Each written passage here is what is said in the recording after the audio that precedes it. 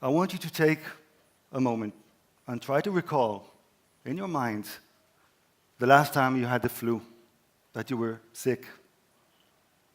I can see by your faces. You felt horrible. You felt really, really bad. You felt tired, exhausted, pain everywhere, headache. You didn't want to eat. You didn't want to socialize. You actually felt depressed. Definitely an unwanted feeling, right? In fact, at that point, you look at the mirror, you look at your body, and you think, it failed me. It just failed me. Because of a small infection, I'm now stuck in bed. But what if I told you that this is actually a very much wanted response of your body? Not just wanted, intentional. It's part of a sick mode program. I envision it like a washing machine that you switch a mode to sick mode.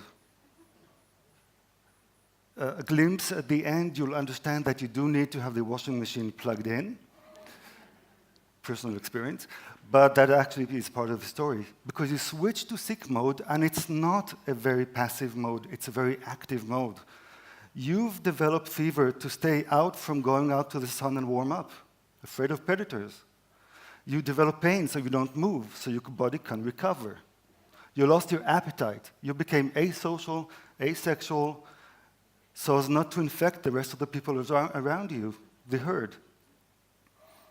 All of that together is actually a very wanted response.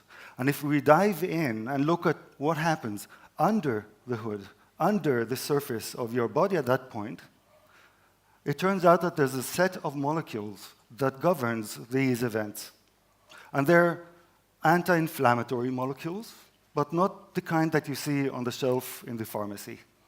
Shelf, like half a room of anti-inflammatories. It's not that kind. These are smart anti-inflammatory molecules that the body generates to facilitate the sick mode.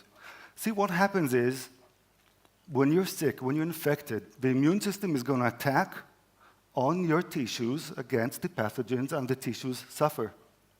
They suffer. That's the pain. It's very painful. To protect the tissues, the body releases molecules that downplay the part of the injured, inflammatory, sick cells so that the immune system can work harder against the pathogen. And we do that all the time when we're sick. And one of these molecules is actually quite known to the medical community. A rare condition, somewhere at the top right upper side of a page in physiology, one of these molecules is lacking. Genetically, some people have less of this one molecule. It has a very long name. Dana, can I give the whole name? Alpha-1 antitrypsin. Okay. Even medical students could catch up on that one. We'll call it alpha-1, it's quicker. Alpha-1. Apparently, there's a genetic condition where there's less of alpha-1 in the body.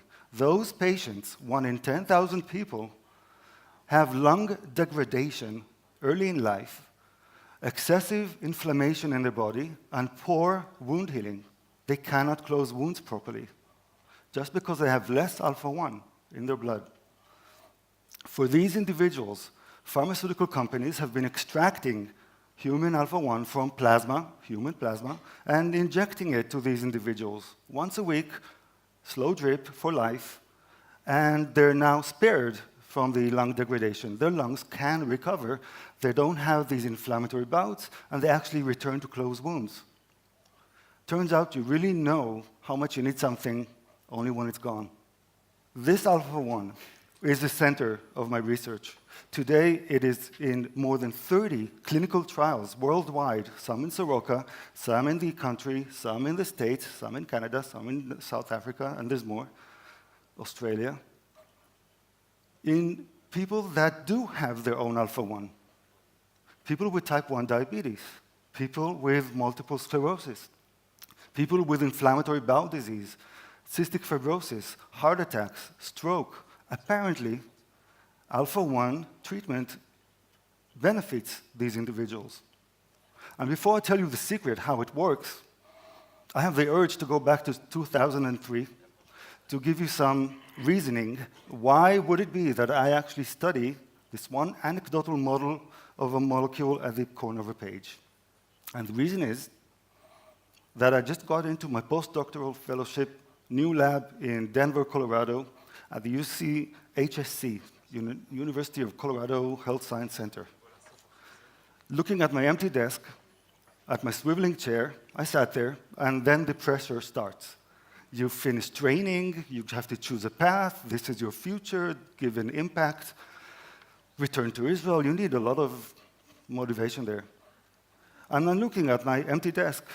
2 weeks go by, and I'm still looking at this empty desk, and I turned around to look at the window, and there's the Rocky Mountains. It didn't help.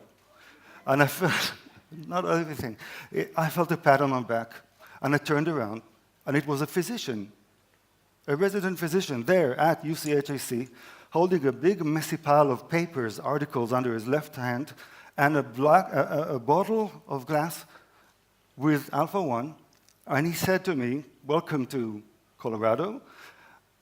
I work on alpha-1, and all I know is the body makes it when you're infected, and it's anti-inflammatory. So I said, what else do you know about it? True story. He said, we know nothing about it. At that moment, my thoughts were racing. I come from transplant science. You put a graft into a person, and the immune system attacks. I was obsessed with the role of the graft in this rejection. See, any tissue that is stressed, even a tendon, is inflamed. Immediately, the body turns to inflammation. Then the immune system has to interpret that. Even a transplant that you carry from the donor to the recipient is stressed. And I had this huge feeling that this amount of inflammation, this tissue injury inflammation, takes a very strong role in the rejection. And I was hoping that there's some natural anti-inflammatory molecule that the body makes, because otherwise that would mean a lot of anti-inflammatory over-medication, losing the benefits of inflammation and only causing trouble. And then I looked at this physician, and I said, you know what? I grabbed the bottle, and I've since been studying alpha-1. True story. It's in my office. The first thing we found was that when you transplant across models and treat with alpha-1, the immune system apparently has been re-educated to accept the transplants. Why do I say re-educated? Because the immune system kept protecting the transplant even after we stopped therapy. And with that, we had a proof of concept that the immune system isn't always the bad guy. This is what media does. It's not always the bad guy. FDA saw no reason to go to phase 1 toxicology in healthy people because it's been on the shelf unused in this 1 in 10,000 for 3 decades. They fast-tracked us to phase 2. The first disease we approached was autoimmune type 1 diabetes. See, under the hood, these kids have a pancreas that's wounded and the immune system keeps assaulting it. What if we could give alpha-1 to these kids and have the immune system diverted around that as if this was an injured tissue that's not the target? To make a long story short, 3 clinical trials later, one of the biggest ones actually here in Israel, 192 kids treated randomly with either placebo or alpha-1, and they started to make their own insulin. That's pretty amazing. One of the kids, one of the kids told her mother, we get these testimonials, "Mother, stop giving me so much insulin, it makes me feel bad." That's a dream for parents with kids with type 1.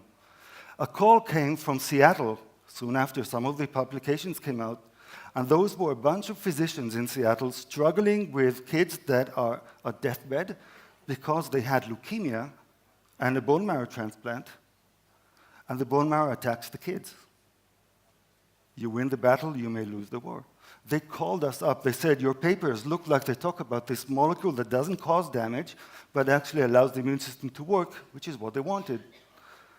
They gave an intense course of alpha-1 to the first few cases, What happened? The kids went off the bed, walked home, cured.